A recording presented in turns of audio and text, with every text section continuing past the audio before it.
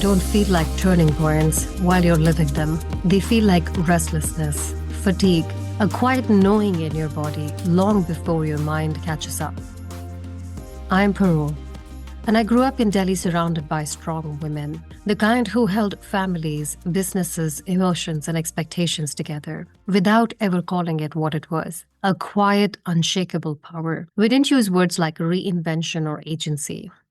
We just went on with life. But there was one woman in my family who reshaped how I understood possibility. She came from a small village with no formal education. She moved to the city with nothing but instinct and grit. She started as a helper in a business, watching, learning, and observing every detail she could. And slowly, through a persistence most people never witnessed, she didn't just rise in that company, she eventually owned the franchise. All while raising children, holding her family together, and fulfilling every expectation placed on her. There was no pedigree and no roadmap, only the steady decision to move forward, even when no one expected her to. That was my first real understanding of courage, not as a dramatic moment, but as a pattern, a set of small choices that eventually create a life no one saw coming. And in many ways, my own journey followed that same pattern.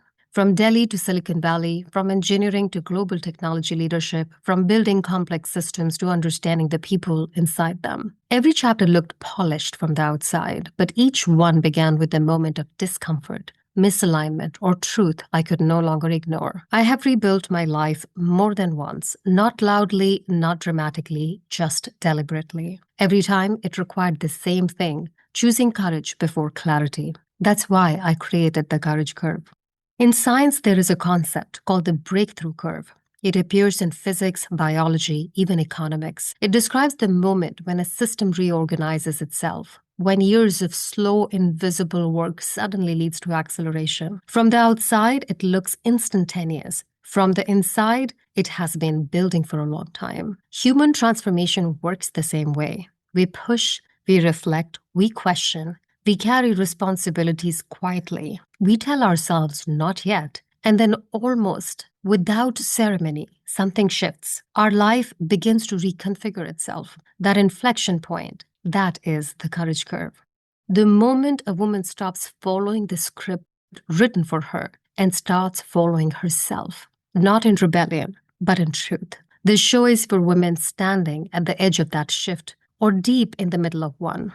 Women who have led, cared, built, reinvented, held families together, held teams together, held themselves together, often without applause and often at a cost.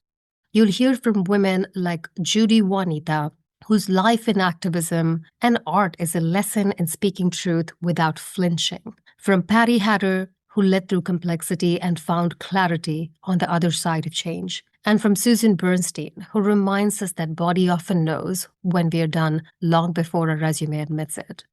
Different stories, different starting points, but the same underlying pattern, courage that compounds. My hope is that these conversations help you feel a little bit more held, a little bit more understood, and a little bit more certain of whatever step is calling you next. Because women rise best when we rise with each other. When one woman's story becomes another's compass. Wherever you are in your own becoming, approaching a shift deep inside one or emerging on the other side, these stories are here to walk with you. Because courage isn't a destination, it's the force that keeps us rising. Welcome to the Courage Curve.